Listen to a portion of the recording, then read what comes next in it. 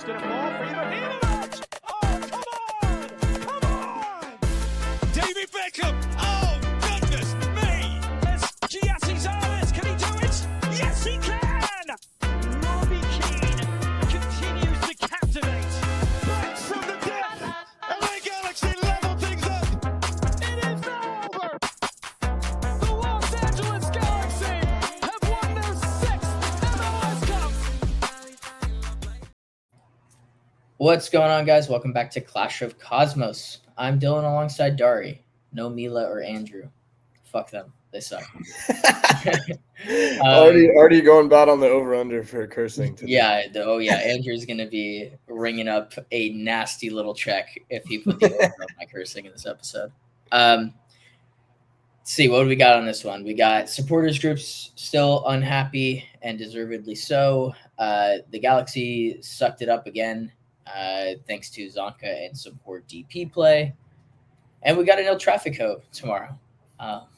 Probably the least hyped El Tráfico of all time. I think we said that about the last one, and they beat it somehow. And they somehow beat it. So yeah, Vamos Galaxy. But before we get into that stuff, if you like what we do, go ahead and subscribe, comment, share, all the fun stuff. You can also find us on all of our social medias under C.O.C. Network or C.O.C. Network, whatever you like to call it.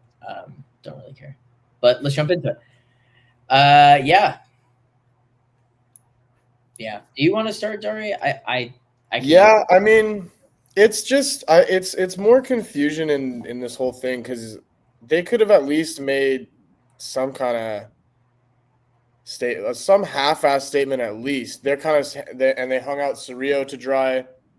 Yep. Kind of making the players bear the brunt of this decision to just kind of stay quiet. And I think that the fans are reacting in a really positive way. I mean, it's not positive towards the team, but I think if we continue to just let stuff like this slide, it's going to continue and there's not going to be change. I mean, we saw the change that the last boycott brought. So with this one, I'm really not sure what we're getting at. I mean, obviously I know what we're getting at, but I'm not sure what the solution is. If they just make a statement now, it doesn't really look good either. Yeah. After all this. So, I mean, they need to do a lot more than just a statement to bring the fans back. And I think there's a lot of change that needs to be made in the higher ups. It's and I don't know if it's going to happen. So probably won't. I'm really interested to see what happens here. The front office has shown that they're pretty stubborn when it comes to stuff like this. I mean, I don't understand why this is the leg they want to die on, but yeah, I can't understand it either. Personally, working in sports, I think that a lot of what you do just comes down to creating an enjoyable product for your fans, and at the end of the day, your fans are the only thing that matter. Like, yes, the team matters and there's a team building aspect, but you don't play games unless you have fans, right? And I think I saw on Twitter, and Andrew kind of rebutted a little bit to it. There was an article that was put out essentially saying, like, are the Galaxy held to a higher standard? Like, are the supporters group doing too much? And I think my response to that is like, yeah, the Galaxy are held to a higher standard, and it's because they're the LA Galaxy. It's a global brand. In terms of in terms of the MLS and marketing and all this stuff, like, we're the league's biggest team, whether you like it or not. Like, I know that LAFC may be valued more and Inter Miami may have Messi, but if you were to ask 99 people not from the US what teams are in the United States, they probably would tell you the LA Galaxy. That's how big a community and team this is. So it's a little disappointing that we're so far into an issue that has hit LA really strong, and the Latino community that has players on the team that have to speak out about it, and we haven't. They've profited so much off of Latino money, and literally this post is an example, like what they've underlined. Like, it's only when it's convenient for them to support that community. So exactly. Can they make a quick buck out of it? Like, that's what it feels like at this point. It's disappointing. It's disappointing, and the people that have been banned for the ice stuff, like it's censorship at a certain extent, and that's what makes this disappointing. Is no fan should be censored unless they're doing something absolutely egregious.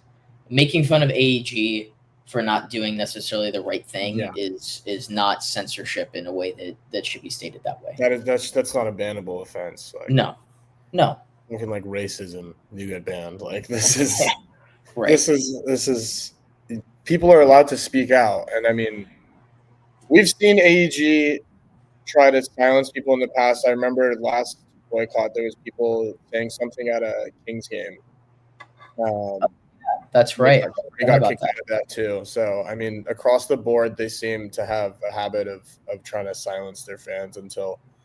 I mean, I just cannot comprehend what their goal is, because the more that they do this, the more it's going to light a fire under the fans, and make the situation much worse. Yeah, I think you're exactly right. I mean, look, and we'll bring up the Victoria block not being at the LAFC game. Like, Bank of California is a difficult place to play at. I think it's one of the best soccer-specific stadiums in the country. And now you've got to go into a rivalry game against your biggest rival with no fans. With no fans. It's not good. Yeah, it's just a bad look. It's terrible look. Yeah.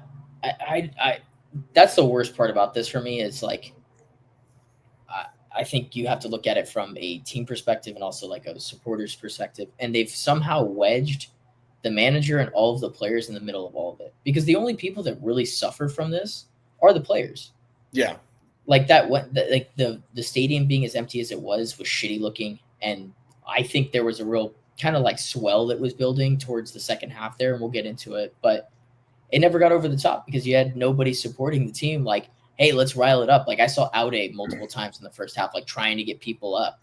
And it's like, it's not going to happen. The people who are really invested, I mean, we go because we can't help but watch the team whenever we get the chance. But I mean, like, the people who are boycotting are the people who are going to be riled up. Like, right. He's trying to appeal to like families and people in the business seats. Like, it's not going to work. Yeah.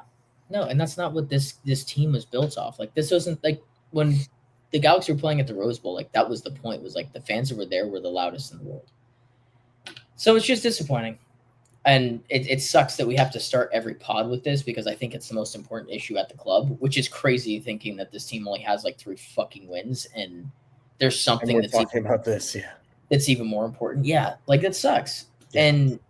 And I'm tired of talking about it. I honestly, at this point, just kind of wish that they at least would issue a statement, because I think that, like I was saying, when you hold them to a higher standard, like if the Galaxy were to issue a statement, I bet you a lot of teams in the league would also start issuing statements. I think it would be a pretty quick domino effect. Well, I mean, LAFC, they said something, didn't they? Like, I don't think so. No, they did. They did. I thought Angel City did, and then LAFC did, and then what's his face from X? What? Are you who from X, or is it? No, so I forget the reporter for Corner of the Galaxy, the old guy. Oh, Kevin Baxter. Yeah, and he was like, Angel City did it first, and everyone was like, "Why are we doing that?" Yeah. Why are we having a measuring stick competition for something that doesn't need a measuring That's stick? literally the only way I remember that LAFC posted. That's a really good point. I forgot about that. So yeah, you already have LAFC that have done it. Who's actually deeper into LA than we are technically. So yeah.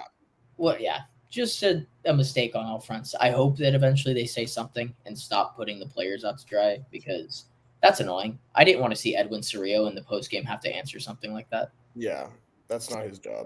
Too. I bet obviously he does. Like, I mean, I'm sure he has family who are immigrants. Yeah. It's like fucking shite. Fucking shite. It's not good. Yeah, no. Andrew is so cashing the bet of over cussing in this episode, because I probably already hit it. I'm sure this is the most I've heard. If there was an explicit squared that I could put on Spotify and on YouTube, like this would be one of those episodes. Yeah. So the Galaxy lost 2-1 to Austin. Here's the lineups. I'm trying to think good, because I know that it's going to get sour quick. I've really enjoyed the play of Nascimento. Yeah. He's I think probably he's him and Royce are probably the only positives that I can take. yeah. I actually thought Fagundes wasn't bad in this game either. Yeah, he was all right. He's been a little better as of late, which has been interesting. Yeah. No, I think that in that deeper role he's playing great. It sucks that now we're not going to be able to.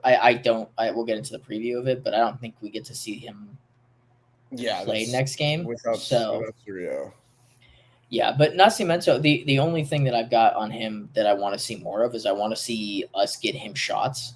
Mm-hmm. Like he had 2 shots in this game and both weren't, or he had 1 shot and like it was not a great. It was the back heel. Yeah, it was. I mean, he did well to even get anything on that, and it was pretty close. But I feel like he's putting himself in the right spots. But we'll get into Peck and Painsel. But like they got to find him.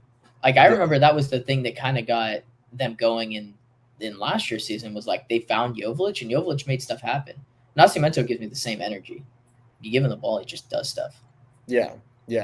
I mean, honestly, Nascimento seems like more of a all-around footballer than Joveljic even was. We had issues with Joveljic's link-up play for much of his time at the Galaxy until his last season, until he had 2 good wingers just to feed him the ball. That's all he needed.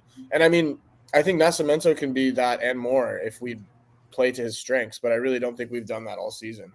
No, the only person that plays to his strengths is Royce. Yeah. And that's why all the connections that he's had have come through Royce. They're probably the most the strongest connection in our team right now. And the 2 most consistent players. Yeah. Like I think people are starting to get worried that Nascimento isn't scoring, and I don't think that's a product of him. I'm not worried about his goal scoring at all. Yeah, same. He does so much. He's clutching at such small chances. Like the last few games, I can remember him taking pot shots from like 20, 30 yards that were good attempts. Yeah, like that's all he's feeding on right now. Because every time Peck and Painsel get to the byline, they want to do it all themselves. It's really frustrating. It is frustrating. I think you're right. I'm looking at my notes here, and none of them are good. That's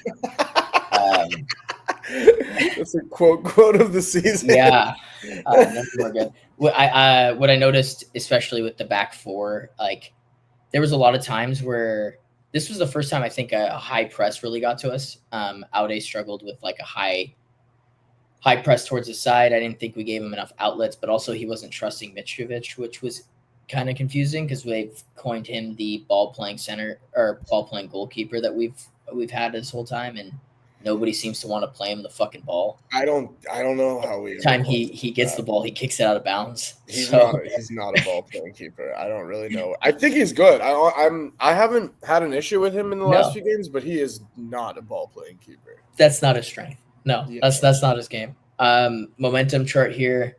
Austin came out kind of hot. Then we took control of the game. And then Zonka shat his pants and Yoshida shat his pants. They scored. We came out of the half really well. Got Peck hit the post. It was close. Like we were like right on the edge of something. And then Zonka shits his pants again. I mean, look at the fucking stats. Like I know that the XG is 0.7 for a penalty, and so obviously ours is inflated. But yeah, fuck, like we beat them on XG and we fucking sucked. Yeah. And we held the ball, and there was so many chances. Like this felt like the Chicharito era Galaxy, like where we. That's a good way of putting it. Yeah, we would control the whole game. Like everything would go well. 30th minute, concede goal. Chasing the whole game. 60th minute, concede goal. And then it's like it felt like clockwork almost every week. Yeah. So I just like I don't know, man. Every week. That's why it's so disappointing. It's like we were finally like really coming out now. we were getting past this. I thought we were past this. I thought we were past shooting ourselves in the foot. And then we just fucking did it again.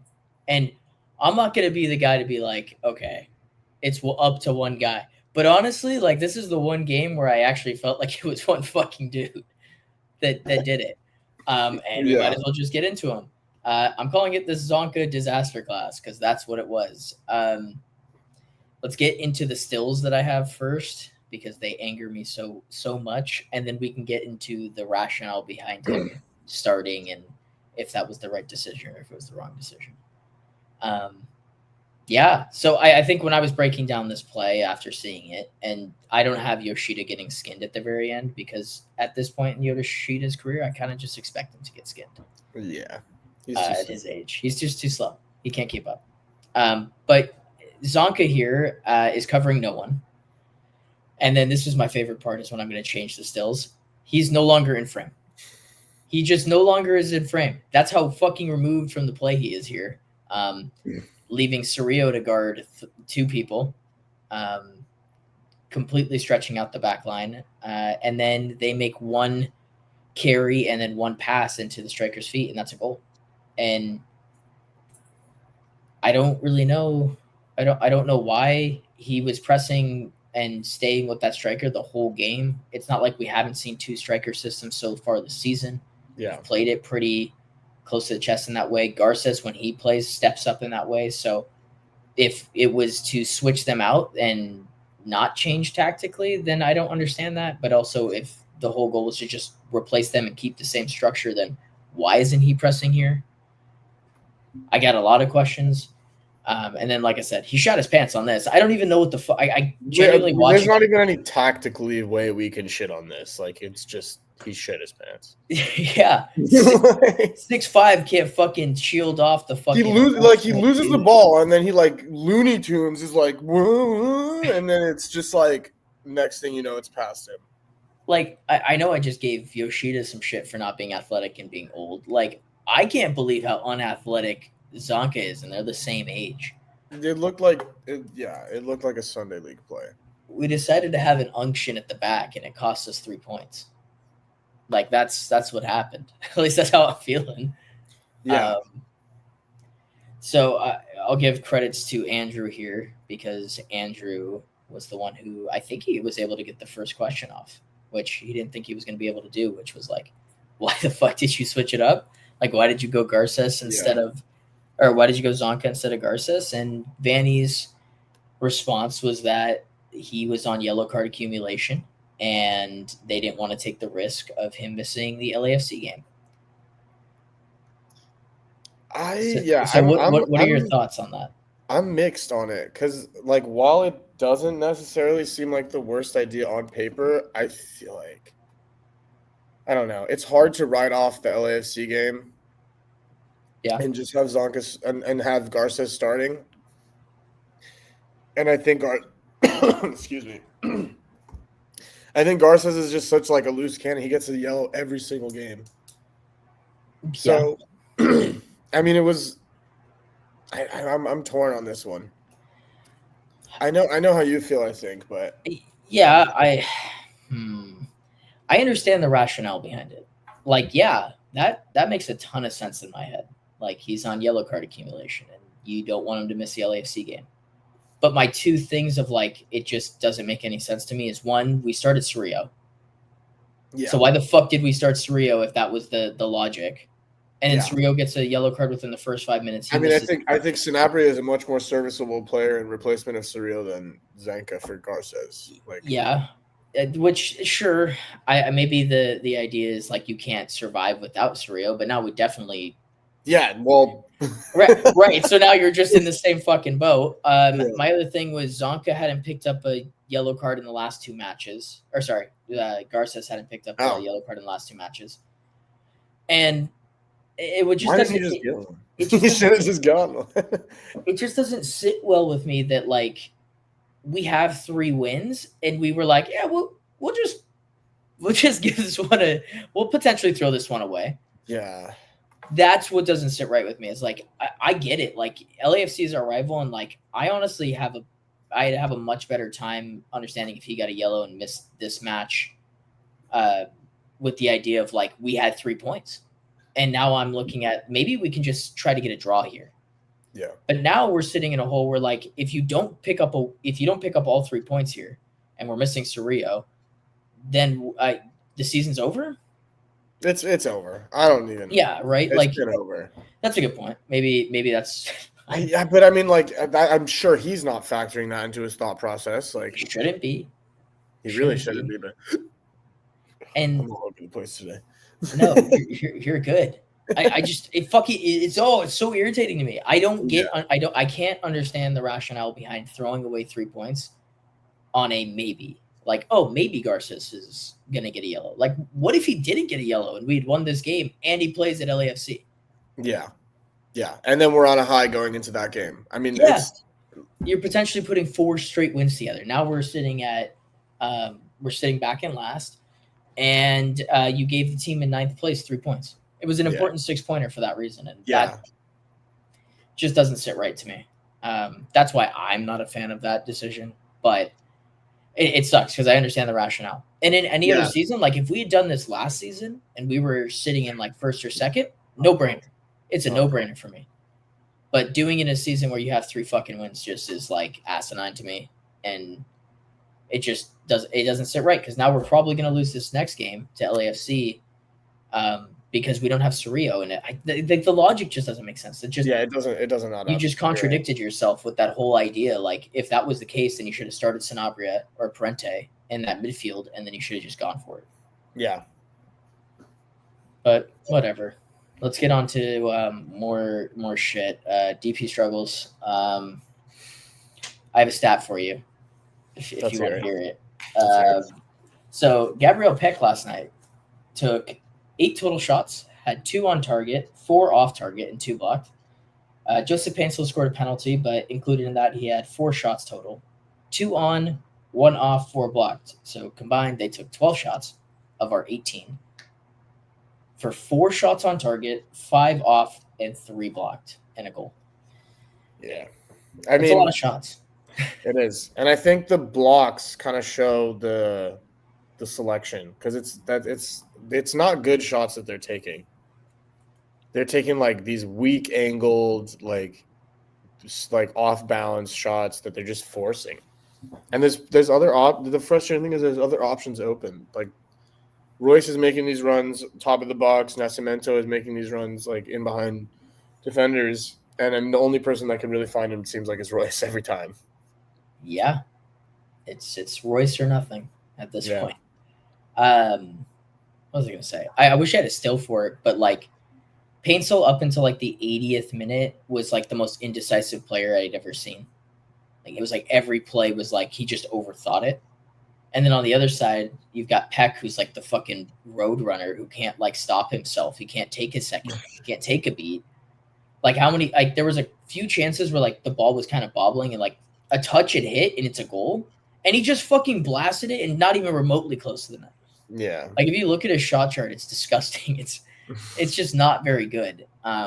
Also, both of them have a tendency to put the ball on their inside foot, wait 5 seconds, and then take like the slowest P-roller shot towards the goalie I've ever seen. Either it just gets blocked because they waited so long, or it's just it's an easy save. Yeah, it's an easy save. They're struggling. I wish the second half was better, and so like I'm hoping that carries over into LAFC, but both of them are so out of form, and like Painsil's actually been decent since. I think he missed 1 game, but since coming back, I think he's got like 4 goals and like. Yeah, he hasn't been terrible. I think he's been better than Peck. Oh, it's not good. Which I don't. I think the discourse online has been that like Painsil, like if anybody was needing to go, it's Painsil and not Peck. Yeah, I've seen a lot more out of Joseph Painsil than I have out of Gabriel Peck. I agree. Recently, Peck just seems like he's playing to get his form back rather than help the team. And I think that's also in turn hurting his form. Like, yeah, I don't know. He's playing so selfish this year, and it seems like they only want to pass to Royce at some points. It's like it's really weird to watch. Yeah, I'd love to get the stat of how many times that Peck or Painsil pass the ball to Nascimento in a given game because it must be less than 4 combined. They just don't like playing with him. I don't get it. I don't get it either. Kids got quality, and the only one that sees it is our 36-year-old Marco Royce. I guess that makes sense. He's Marco Royce. He probably has a good ID for talent. Yeah. So hopefully they both score 4 goals this weekend. Totally shut us up. Make us eat our words. Yeah, I'd be. But I doubt it. I doubt it too. I highly doubt it. LAFC. LAFC. Oh, I did want to mention, actually, let's go back to the game real quick. The refs, Oh yeah, they suck. garbage again.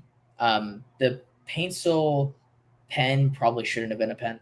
Yeah. So Austin's got a case, but the handball that wasn't given as a handball when the guy literally like fell on top of the ball. Yeah. I don't understand that rule. Yeah, I don't get that either. I don't understand that. He's not bracing himself. He just put in a bad tackle and fell on his ass. Yeah. And then landed on the ball. Like, oh, where's he with his supposed to go? hand. I'm like, he shouldn't be on the ground in the first place. Yeah, that's my whole point. Is like Fagundes made a great run and Royce fed him in, and like you played that perfectly, and the player gets bailed out because he was bracing himself. Yeah, I don't. That's horseshit. I agree. The ball issue in the beginning, that was weird. I've never seen that before. That was really strange. Whatever. Fuck that. I'm done. I'm done with that game. LAFC at the bank. They haven't lost at home since April 5th. Yeah, I don't think we're getting anything out of this game. I want to say like form doesn't matter, but it's like our form at their stadium is not good to begin with. So yeah, and you've got no fans. I think the best we can hope for is a tie, and I'm not even hopeful for that. I'm gonna be honest. I'm not gonna be watching. I'm gonna be at Chris Dussy. Yeah, so it's smart. I'm gonna watch it. It's tomorrow, right? Yeah, and I'm gonna be angry. Like that's what's gonna happen. I'm literally gonna be like probably like 100 feet away from it. I'm gonna be at Exposition Park. well, thank God that you're not gonna be 100 feet inside of it because it's gonna be fucking torment. Thank God we rested Garces so that we could lose anyways. Oh yeah, so he can get a red card. Oh, he's totally getting sent off. You're so right. I'm not predicting a score. I'm predicting a red card. Yeah, I'm not posting our predictions anyways because I'm going to say something stupid. I'm not looking to get clipped right now. LAFC, they switched to a 3-back since Long got hurt. They've just got quality everywhere. Delgado and Tillman are a great midfield too. Dennis Bowanga is Dennis Bowanga, and I hate his guts, but he's fucking good. Yeah. He's fucking good. I don't know who this guy on the – I mean, I've heard of him a little bit, but I don't really understand. He's the guy they got on loan, I think. Because that Turkish guy that they got on loan to start the year, they just sent him straight back before the club. No, it was only a 6-month loan to begin with.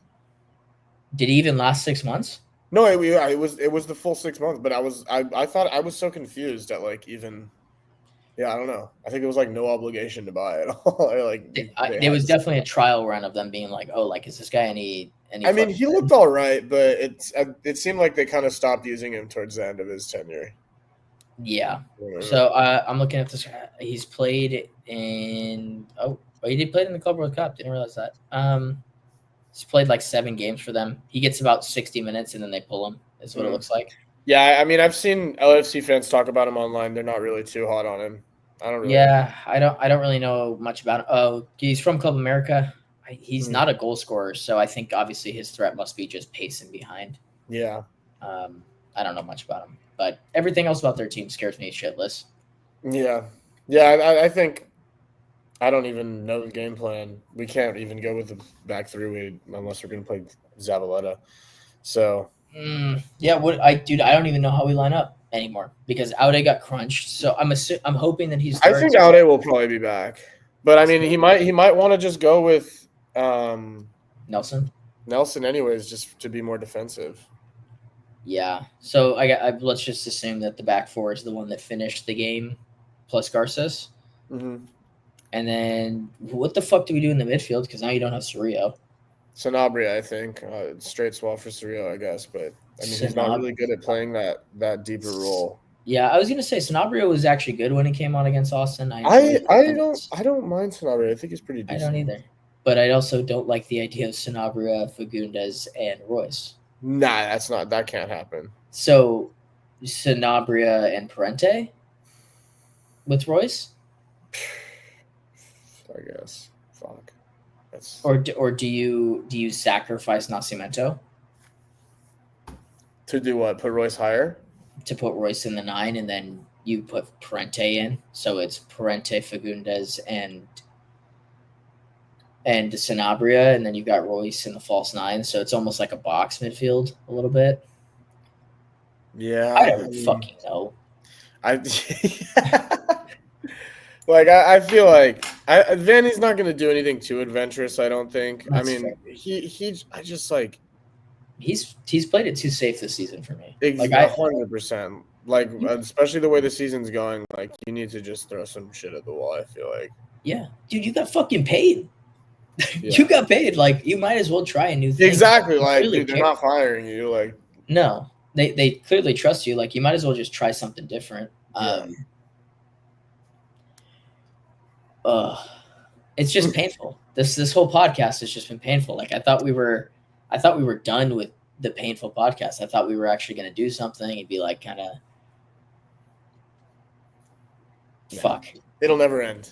It'll never end. I hope Andrew enjoys this one of me just cursing every 5 words because I can't stop myself at this point. Like, I couldn't stop myself yesterday or on Wednesday when I was making that TikTok. I couldn't stop myself from cursing. I can't stop myself now. Just a sailor. Just it's fucked. Okay. Star player and prediction. Do you want to do that and just get out of here? Star player Novak Mikovic. He will star in our 0-0 tie. Yeah. Yo, dude. I'm throwing some shit at the wall today. No, I like that. Hey, we fucking sat him on Wednesday so he could play today. My star player is Emilio Garces and the also 0-0 draw that we're gonna get. And he'll get a red card. It'll be a breakaway. It'll be a breakaway. Dennis Bouanga, 95th minute. Takes his knees out. Takes his knees out. And then he'll do one of these. Just instantly start walking to the tunnel. He knows. It's like that one video of Ole Gunnar Solskjaer when he just fucking wipes the dude out. Just immediately heads to the tunnel. Yeah. He'll get dude. That would actually be. You know what? If he does that, and that would be the highlight of the season, probably. That would be the highlight of the season. It'd be put in every montage right behind them, just using all the Latino fans. It's just him getting like beer just poured on him by the 380, the 369 back there, or whatever they call themselves. I don't fucking know. You've had enough. I've had enough. Fucking send him off. Right. I think it's time to send myself off here. I think I've had enough cursing and you might have gotten yourself a caution here. He may be in trouble. You're gonna look at the monitor. But yeah, you good to end it? Yeah, let's end it, man. All right, let's end it. Thank you guys for listening. I'm Dylan. That's Dari. Episode 21. We'll see you guys in the next one. LA, Highland champions. They're going to go alone. Still back. What a goal. It's 6. They just cannot stop scoring. The volley from Bono. Yes. San Jose carved open with a world-class pass from Ricky Pooch. Glittering Galaxy and Landon Donovan is the match winner.